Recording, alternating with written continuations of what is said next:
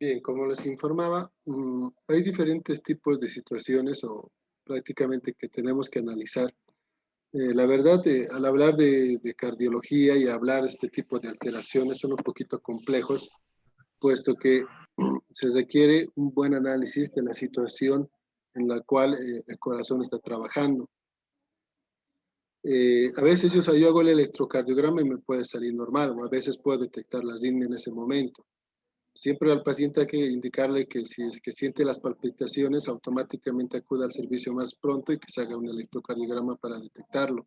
Si en todo caso no se puede hacer el holter, ¿no? Porque, bueno, hay muchas personas que lamentablemente no lo hacen por los escasos recursos de repente. Pero de todas formas, esta fibrilación que les comento siempre va a tener un ritmo irregular y también no va a haber o hay una ausencia de la onda P. Posteriormente tenemos otro tipo de arritmias como ser la presencia de extrasístoles, lo que les comentaba. Acá si vemos, podemos evidenciar aquí una onda P que va a anteceder desde luego a su QRS respectivo. Pero si veo esta otra imagen de acá, acá tengo la onda P y acá tengo mi QRS. Bueno, acá veo R nada más, no es patológico por si acaso. Encontrar solamente R no quiere decir que sea algún trastorno. Bueno, en este caso, ¿no? Viendo la imagen. Este de acá, un ejemplo, no tiene onda P. Esta es la onda T del QRS, bueno, que estamos viendo. Y acá no tengo onda P. Acá ya tengo nuevamente onda P y acá tengo mi QRS como tal. Acá tampoco hay onda P. Automáticamente estos son latidos ectópicos que nacen a nivel auricular, pero pueden nacer muy próximos al nodo AB y es por eso que no hay una onda P como tal. Pero le va a dar una irregularidad a mi electrocardiograma, ¿no? Como estamos pudiendo evidenciar. Estos latidos ectópicos pueden originarse a nivel auricular como también a nivel ventricular. Un ejemplo, en la fibrilación auricular y en el flúter auricular se recomienda hacer una anticoagulación por el hecho de que este tipo de arritmias te van a producir o te van a favorecer la formación de trombos. En la actualidad no se sugiere hacer una anticoagulación en pacientes que tienen extrasístoles. La verdad está muy discutido. Algunos cardiólogos sugieren hacer o iniciar un antiagregante plaquetario. O algunos otros prefieren no iniciar ningún tipo de agregante y dejarlo así, ¿no? Pero la verdad, yo prefiero iniciar un antiagregante plaquetario dependiendo del porcentaje. Si es mucha la presentación de estos latidos ectópicos, yo prefiero dejar un antiagregante, puesto que de alguna otra forma me va a ayudar a prevenir la formación de algún trombo si es que se diese el caso, puesto que no sabemos cómo el corazón va a trabajar en 24 horas o en los días siguientes. Por lo tanto, me ayudaría a prevenir en cierto sentido la formación de un trombo. La explicación va en el siguiente sentido, ¿no? Un anticoagulante es una cosa, un antiagregante es otra cosa. Muchos piensan que la aspirineta a una dosis de 100 miligramos, desde luego, es un anticoagulante, pero no es así, no es un antiagregante plaquetario, no es un anticoagulante como tal.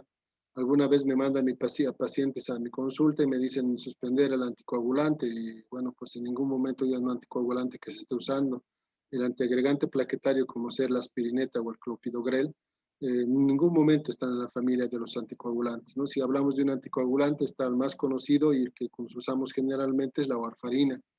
Ahora, si hoy en día tenemos anticoagulantes nuevos que han salido al mercado, como es el rivaroxaban o el apixaban, que son anticoagulantes mucho más seguros que la warfarina, pero su costo es muy elevado. Estamos hablando casi de 20 bolivianos por comprimido. Entonces, a veces tenemos esa dificultad del alcance en cuanto a lo que es algunos medicamentos. Por lo tanto, acá estamos evidenciando que un ritmo irregular, pero ocasionado por las extrasístoles, en este caso auriculares. Posteriormente, vamos a hablar un poquito de la frecuencia cardíaca. No sé si tienen una pregunta hasta acá para poder pasar a la frecuencia cardíaca.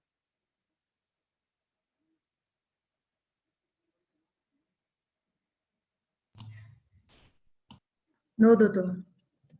Bien, entonces,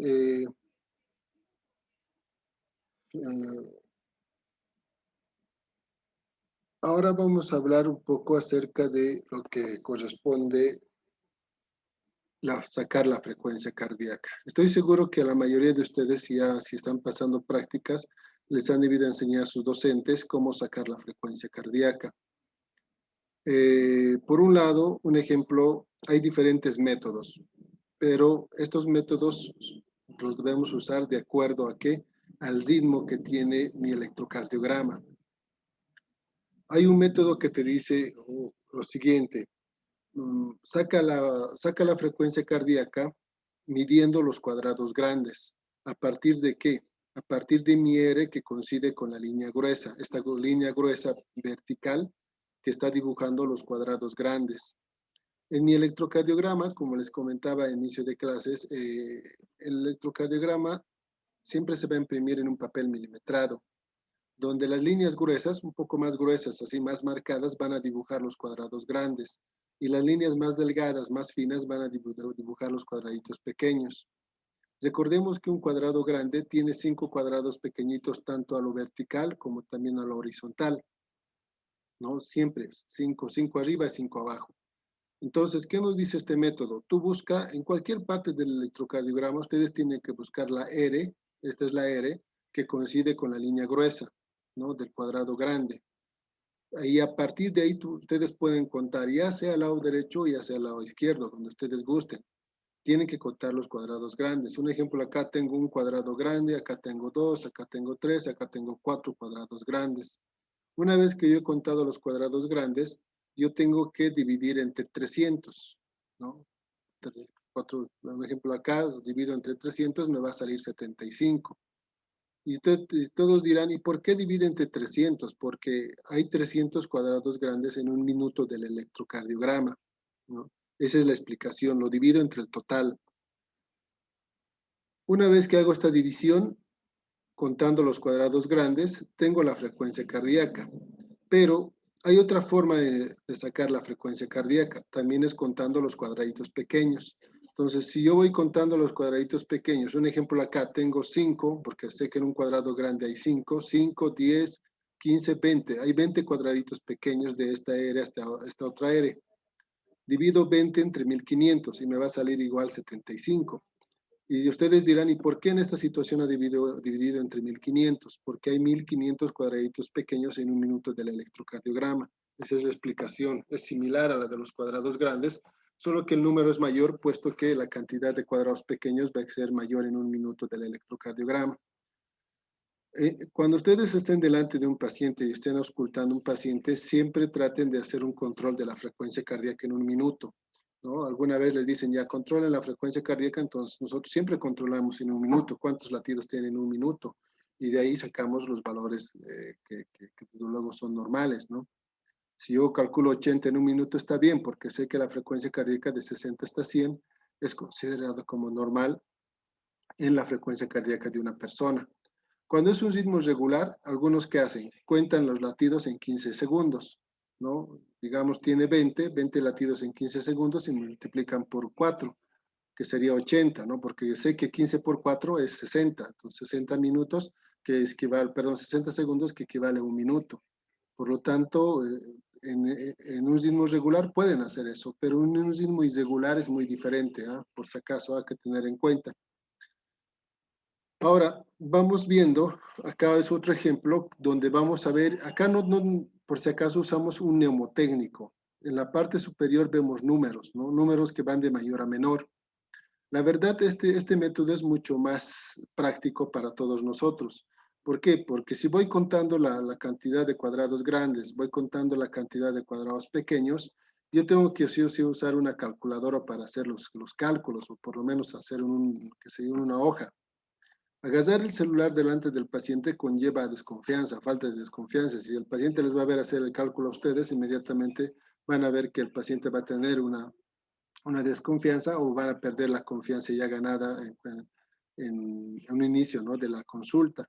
Entonces, la verdad, yo siempre prefiero, bueno, utilizar este método, puesto que es más práctico y también nos da una frecuencia cardíaca más exacta con referente a contar los cuadrados grandes. Cuando yo cuento los cuadrados pequeños, sí, la frecuencia cardíaca es muy, muy exacta, pero les vuelvo a recalcar, el dividirlo entre 1500 conlleva que estemos con el celular en la mano. Ahora, este método de usar este mnemotécnico es bastante sencillo, solamente tienen que recordar estos números nada más. Un ejemplo acá, miren, busco, les recalco, en cualquier parte del electrocardiograma, en la derivación que ustedes quieran, tienen que buscar la R que coincide con la línea gruesa, como esta de acá, ¿no? Automáticamente la he encontrado, está coincidiendo con la línea gruesa. Entonces, lo único que hago es contar con mi mnemotécnico. Digo, el primer cuadrado grande es 300, no desde el inicio, sino desde el primero. Digo, 300, 150, 100, 75. Entonces, mi otra R cayó en qué? Entre 75, listo. La frecuencia cardíaca es 75. No hay donde perderse, ¿no? Pero del 100% de los electrocardiogramas, la verdad es que no todos coinciden con la línea gruesa. O sea, mi otra R a partir del que cuento no siempre va a coincidir con la línea gruesa. Puede ser que caiga así como este ejemplo, miren a la mitad, ¿no? Y no siempre en la línea gruesa. Y acá yo que no sé qué voy a hacer, ¿no? ¿Cómo puedo hacer para sacar la frecuencia cardíaca? Porque mi R no cayó en la línea gruesa y por lo tanto no voy a tener un valor exacto. Entonces, en estas situaciones yo tengo que dar un valor a los cuadraditos pequeños que vamos a explicar ahora. Algo importante que no tenemos que olvidarnos es que este mnemotécnico que estamos viendo acá, que va de 300, 150, 175, 60, si no tengo números inferiores es ¿por qué? Porque se superpone que a partir de 60 la diferencia es puro 10. ¿A qué me refiero? 60, acá va a ser 50, 40, 30, 20, etcétera, ¿no?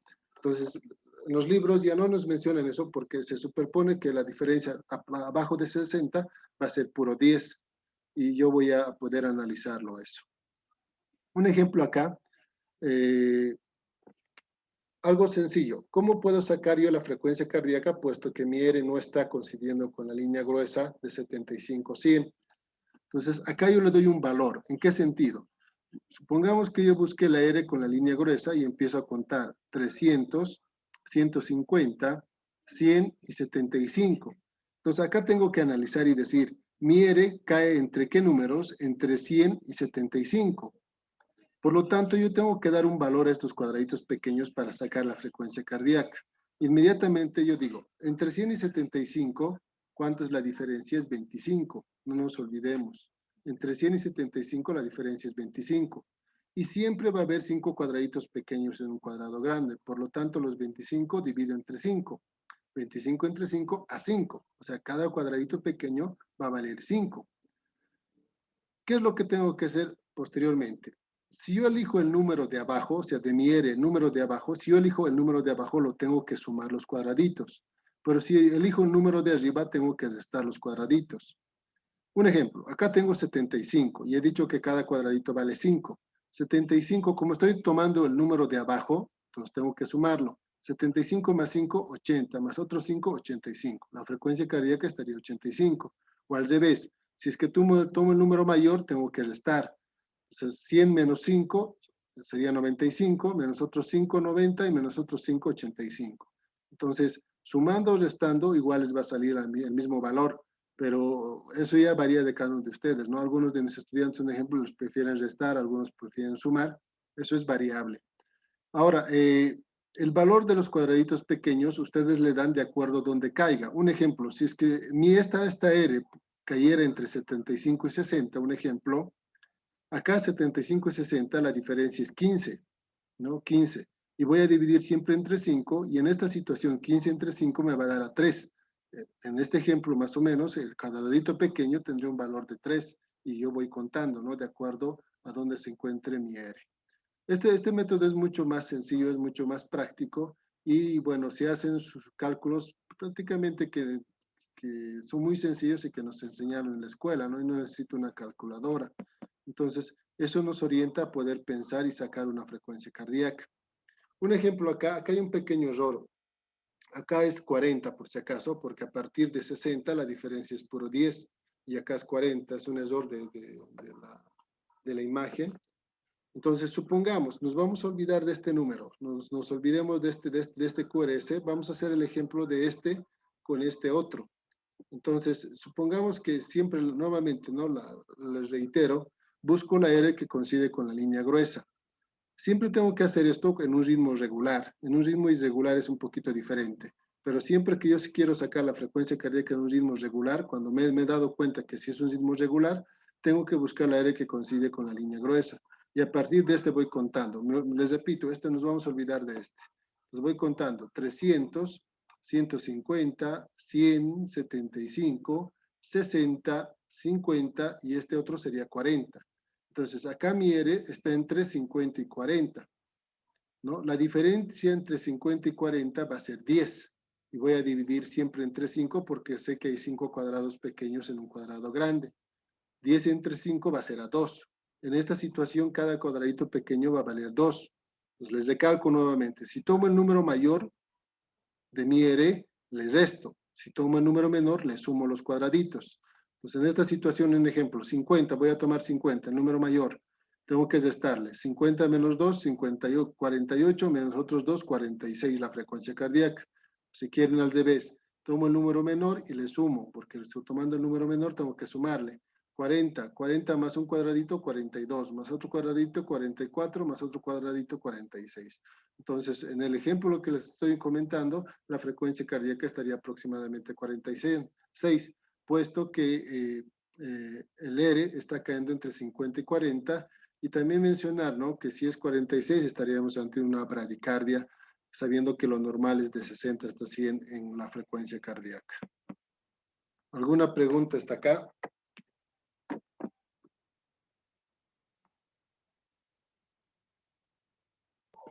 No, doctor. Bien, entonces hay que tratar de entender esto. Tal vez algunos ya les explicaron a ustedes, pero esto les recalco, se afina más en prácticas, hay que colocar más énfasis en prácticas, ya que en teoría, bueno, pues sabemos muy bien que tenemos el tiempo limitado y también es bastante la información que se tiene que, bueno, explicar, ¿no? Acá un ejemplo, esta es una imagen ampliada de un electrocardiograma, donde la finalidad es también, ¿no?, hacer un poco de explicación en cuanto a lo que es la frecuencia cardíaca. Si yo veo estas derivaciones, acá tengo, esta es la derivación de 1, de 2, de 3. Entonces, donde ustedes quieran, ¿no? Les recalco, no hay predilección por una derivación, pero miren, esta R está coincidiendo con la línea gruesa, ¿no? Este de acá no, este tampoco, este también coincide un poco, pero mejor yo la veo que coincide este. Entonces, siempre hay que buscar la que más coincide con la línea gruesa. Entonces, a partir de acá yo puedo contar. 300, les recalco, la primera línea gruesa o el primer cuadrado de 100 es 300, no desde el inicio. Algunas veces mis estudiantes se confunden y dicen desde el inicio están empezando a contar. No. 300, 150, 100, 75 y 60. Acá mi R cayó entre 75 y 60. Sé que entre 75 y 60 hay una diferencia de 15. Y lo voy a dividir entre 5 cuadraditos, va a ser 3. Cada cuadradito va a valer 3. Entonces, inmediatamente, ¿qué hago? Si quiero, tomo el número de abajo, si quiero, tomo el número de arriba, lo que ustedes quieran, porque prácticamente les guste. Un ejemplo, yo tomo el de abajo, digo, ya, acá está 60. Entonces, como estoy tomando mi número de abajo, voy a sumarle. 60 más 3, 63, más otros 3, 66 la frecuencia cardíaca. O si quiero, tomo el número mayor. Al tomar el número mayor, automáticamente tengo que restar. 75. 75 menos un cuadradito, 72, menos otro cuadradito, 69, menos otro cuadradito, 66.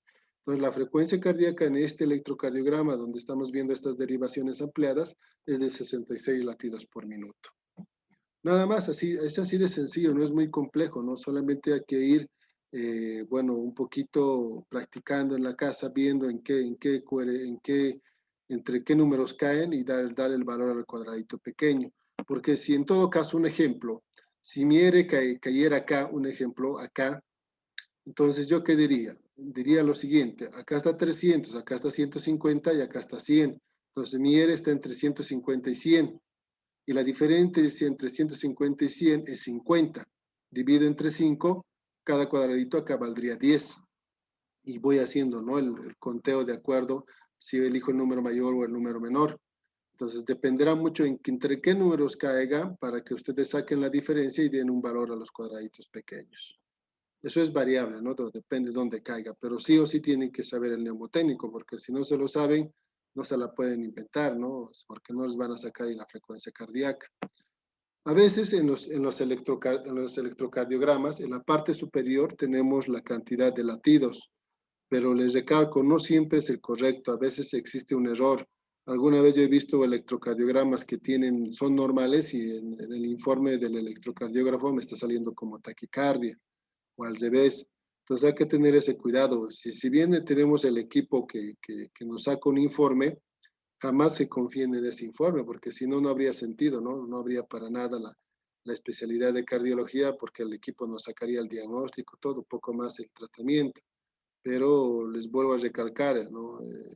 Es una idea que nos da el equipo, pero no es la conclusión a veces correcta o muy fidedigna. Ahora, viendo este electrocardiograma es todo lo contrario de un ritmo regular. Si se fijan bien, es un electrocardiograma donde las derivaciones, acá tengo las 6 derivaciones, en la parte superior están las derivaciones del plano frontal. No se olviden, les vuelvo a recalcar, el plano frontal está conformada por ¿quiénes? Por D1, D2, D3, que son derivaciones bipolares, ABR, ABL y ABF, que son derivaciones unipolares. Estos 6 representan o forman el plano frontal del electrocardiograma. De B1 hasta B6 son derivaciones precordiales o también llamadas horizontales. Ahora, este equipo, este electrocardiógrafo, nos dan las derivaciones, pero miren, cortadas, ¿no? Solamente hasta acá es B1, B2, B3, y de acá ya viene B4, B5, B6. Entonces, son derivaciones cortas que a veces, bueno, en cierto sentido, no nos ayudan dentro de lo que es el sacar la frecuencia cardíaca en un ritmo irregular. Para eso está esta derivación de acá. Como vemos acá, son las derivaciones bipolares, D1, D2, D3, pero estas derivaciones son largas, fíjense, está en toda la hoja. Y la finalidad de tener eso es para poder sacar la frecuencia cardíaca en un ritmo irregular, puesto que en un ritmo irregular es muy diferente sacar la frecuencia cardíaca que un ritmo regular como tal, como habíamos explicado. Acá en el ritmo irregular, un ejemplo, ¿cómo saco la frecuencia cardíaca? La frecuencia cardíaca acá tengo que sacarla de la siguiente forma. Tengo que contar 30 cuadrados grandes. Recordemos que cada cuadradito pequeño vale 0,04 segundos y un cuadrado grande vale 0,20 segundos. Entonces, si yo hago el cálculo y digo cuántos cuadrados grandes serán un segundo, entonces automáticamente si yo multiplico 5 cuadrados grandes por 0,20 voy a tener igual a un segundo. O sea, en resumen, un segundo del electrocardiograma es igual a 5 cuadrados grandes. Entonces, yo tengo que pensar lo siguiente. Esta técnica que les voy a enseñar es súper sencilla, puesto que cumple el criterio del tiempo en el cual nosotros controlamos la frecuencia cardíaca. ¿A qué me refiero? A que yo tengo que hacer y contar 6 segundos del electrocardiograma, ¿no? Acá en este electrocardiograma, ya con un punto, fíjense, acá tengo un punto de partida para contar los 30 cuadrados grandes. Desde acá hasta acá se han contado 30 cuadrados grandes. Nunca hay que rayar los electros, por eso son puntos nada más que se han colocado, porque cuando uno raya, etcétera, bueno, pues es una falta de respeto por el estudio. Entonces acá lo hemos marcado con puntos muy delgaditos, muy finos para no estropear el electro. E inmediatamente se ha hecho el conteo de los 30 cuadrados grandes. ¿Por qué 30 cuadrados grandes? Porque 30 cuadrados grandes es igual a 6 segundos. Si les dije que 5 cuadrados grandes es un segundo, entonces si yo multiplico 5 por 6, voy a tener 30 cuadrados grandes.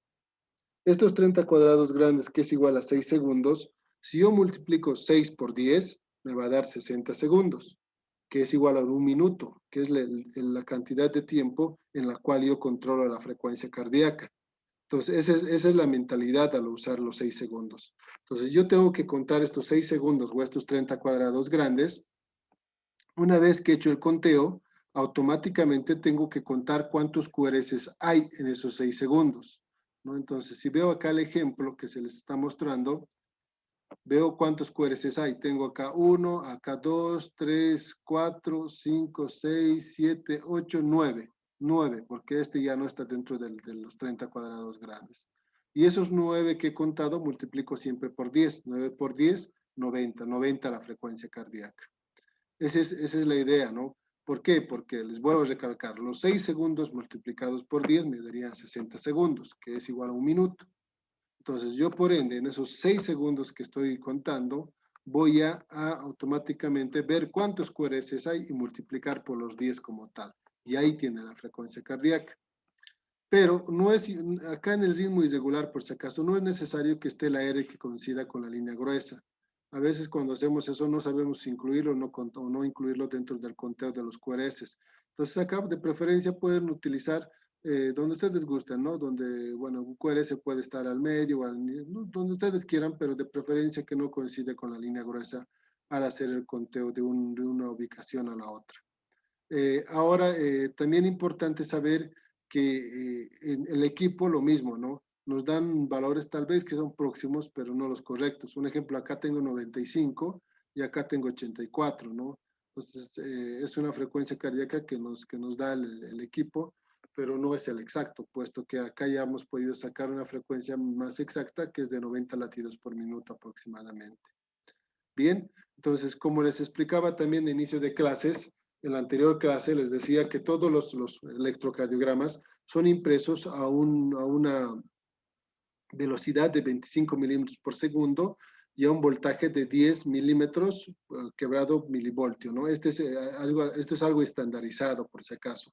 Cuidado que tengan este error. A veces se los imprime a 50 milímetros por segundo, los hace más lentos, o 12.5 milímetros por segundo, los hace más rápido. Entonces eso puede llevar a errores. Siempre verifiquen en qué voltaje y a qué velocidad se ha impreso, que esto es algo normal, de 10 a 25, esto es lo normal dentro de la impresión, y también siempre teniendo la finalidad o el objetivo de que tengan también esta derivación larga para sacar la frecuencia cardíaca. Entonces vamos a ir viendo algunos otros ejemplos. Miren acá, esto es todo lo contrario, este es el electro de la cual se ha empleado la imagen para sacar la frecuencia cardíaca. Este electro a simple vista yo lo veo regular. ¿Por qué? Porque la distancia entre R y R es la misma. Si vemos muy bien, no existen diferencias. También es sinusal porque veo la onda P bien visible en D2. Recordemos que cuando hablamos de la onda P lo podemos ver bien en D2, puede verse en D3 también bien, en ABF o en B1. Pero no siempre en todos lo vamos a ver. Suficiente que ustedes vean en una derivación bien, suficiente, ya dicen que es sinusal. Porque si yo veo un ejemplo acá de 2, veo bien la onda P. Pero si veo otra derivación como un ejemplo a B1, miren acá, apenas se lo percibe la onda P. Entonces, algunos dudarían y dirían, pero acá, doctor, yo no lo estoy viendo bien. Entonces, ¿por qué es sinusal? Porque en una derivación como ser de 2 se ve muy bien y está cumpliendo el criterio o los criterios de que, por un lado, esté antes que el QRS, por otro lado, esté en toda la derivación y por otro lado, que esta onda P tenga la misma morfología, casi la misma morfología, porque sabemos que nada es perfecto. Entonces, este es un electrocardiograma sinusal, regular, que sacamos la frecuencia cardíaca de 66 latidos por minuto a partir de este R que coincide con la línea gruesa. Pero les recalco, incluso pueden sacar de acá, miren, este también coincide con la línea gruesa, ¿no? Donde ustedes gusten. El detalle es que sea a partir de la coincidencia de la R con la línea gruesa. Y pueden contar hacia la derecha o a la izquierda donde ustedes gusten. Porque si yo cuento este de acá, voy a sacar 66 de frecuencia cardíaca, la verdad, a este lado. Si hago a este lado, también voy a sacar casi la misma cantidad de frecuencia cardíaca. Y este otro, miren, un ejemplo, este electrocardiograma también es regular. Si lo veo bien, la distancia entre R y R es la misma. Y si saco la frecuencia cardíaca, puedo hacerlo. ¿A partir de cuál? A partir de, déjenme buscar una R que coincide con la línea gruesa. A partir de acá, miren, acá está fácil. Acá tengo la R que coincide con la línea gruesa y voy contando. 300, 150, 100, 75 y 60. Acá cayó justo en 60. Miren, la otra R coincide en 60. Entonces acá no es necesario dar un valor porque ha caído justo en la línea donde es el número 60. Y la frecuencia cardíaca acá es de 60, no hay donde perderse. O si quieren, cuentan a este lado. Acá tengo mi R, voy contando 300, 150, 100, 75 y 60. Lo mismo, ¿no? Está entre 60 la frecuencia cardíaca. No me voy a pelear por uno más, uno menos, no me va a hacer una discusión, ¿no? Entonces, acá también está fácil sacar la frecuencia cardíaca. Esos son ritmos regulares. Entonces acá podemos ver, este es un ritmo irregular a simple vista, ¿no? Este trazado me está diciendo que es un ritmo irregular. Algunas veces se van a topar con lo siguiente, de repente no van a tener este dedos largo, esa imagen que les mostré en este electro, de repente no van a tener esta imagen para poder contar esto de acá, ¿no? No van a tener esto para poder contar. Entonces, ¿qué pueden hacer? Pueden hacer un conteo de la mitad del tiempo, o sea, de 3 segundos. 3 segundos es igual a 15 cuadrados grandes. Pero en este caso tendrían que multiplicar por el doble.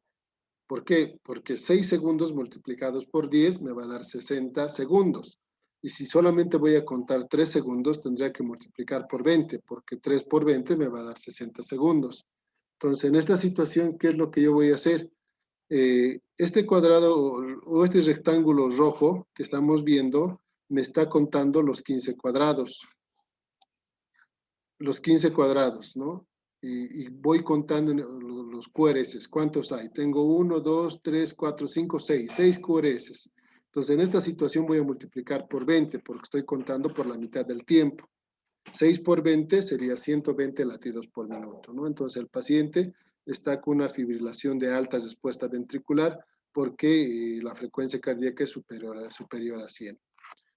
O en todo caso, si es que tienen los 6, es mejor. Si tengo el chance de contar los 6 segundos, es mejor, puesto que la frecuencia cardíaca la van a poder sacar más exacta. Entonces, acá sí, estamos viendo un ejemplo de contar por la mitad, si es que en todo caso no tuviera la derivación larga. Pero si yo cuento los 30 cuadrados grandes acá, va a ser hasta acá más o menos los 30 cuadrados grandes. Y puedo contar cuántos QRS. Acá un ejemplo, contando los QRS hay 12 y multiplico por 10, pensando que he contado los 6 segundos, y automáticamente igual voy a tener 120 latidos por minuto, ¿no? Esa es la frecuencia cardíaca. Acá podemos ver un ritmo regular. Todos quisiéramos tener, la verdad, este tipo de electrocardiogramas, son mega fáciles, pero acá tenemos un ritmo irregular, donde, ojo, muy importante, este es un trazado de fibrilación auricular, donde voy a poder visualizar que es irregular, por un lado. Por otro lado, no va a haber onda P. Estas ondas que ven acá, que son de diferente tamaño, son las ondas F minúsculas. Las ondas F minúsculas son ondas positivas que son de diferente tamaño y también se presentan de diferente distancia. Fíjense acá, no tienen una sincronía estas ondas. No pueden ser, esto no puede ser varias P, eso no existe, ¿no? Son las ondas F minúsculas. Entonces, el visualizar un electro irregular donde no hay onda P y hay estas ondas F minúsculas, automáticamente tiene que hacerles pensar en una fibrilación auricular.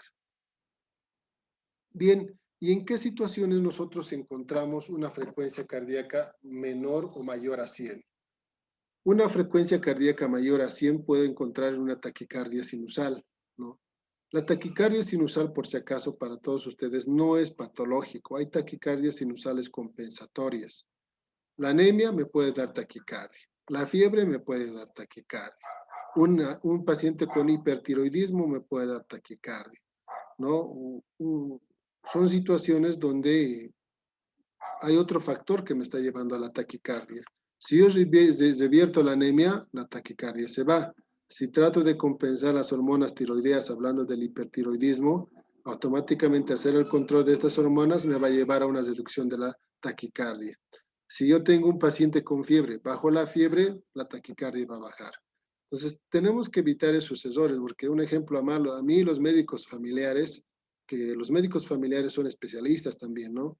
Alguna vez me mandan y me dicen taquicardia sinusal, ¿no? Le veo al paciente, le hago sus labos con anemia, entonces, o sea, ¿yo qué le voy a hacer, no? Si el corazón está bien, el corazón está trabajando bien y la causa de la taquicardia es la anemia, entonces hay que revertir la anemia y asunto arreglado, no es el corazón el causante del deterioro.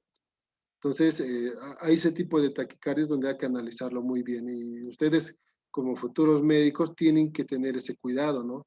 Si ustedes analizan y ven una taquicardia sinusal, vean por qué puede ser la taquicardia antes de mandar al cardiólogo y estar evitándose después algún inconveniente con el mismo especialista, ¿no? Porque hay algunos especialistas que son muy de carácter muy muy fregado, por así decirlo, si siempre les reclaman y les llaman la atención por hacer una derivación cuando no compete a la especialidad como tal.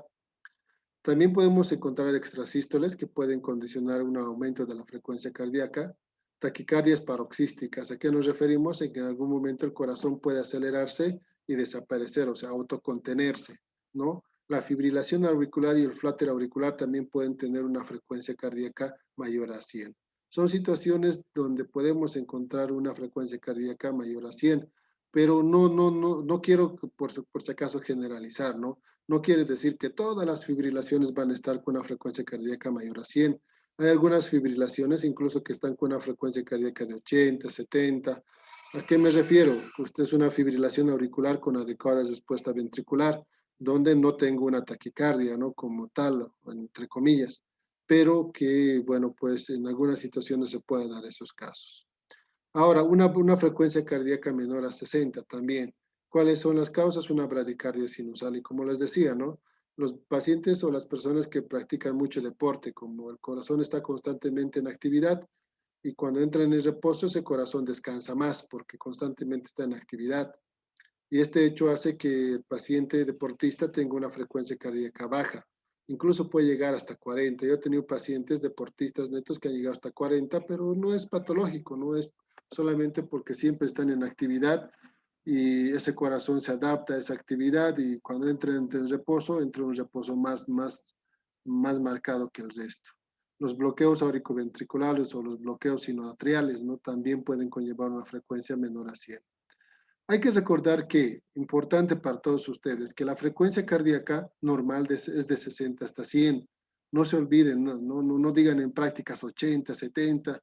Hace, qué sé yo, la anterior semana cuando estaba con mis estudiantes y estábamos viendo valores normales, alguno me decía entre 80 a 100, alguno me decía entre 70 a 100 la frecuencia cardíaca.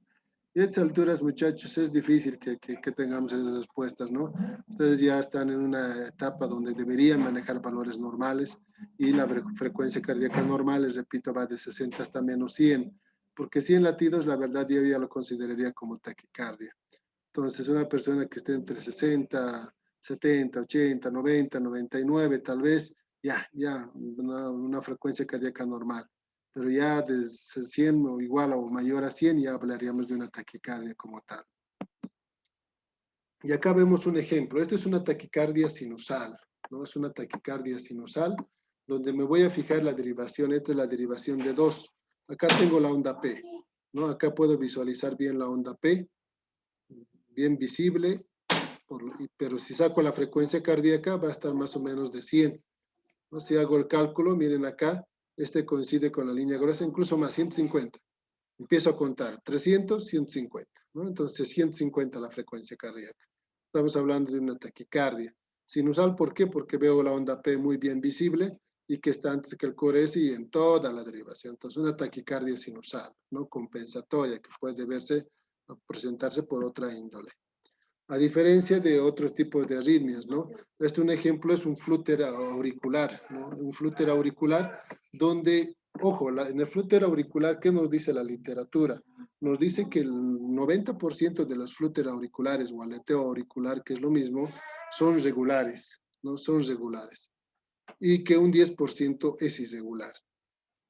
Pero la verdad, yo no he visto un paciente que siempre permanezca con un ritmo regular.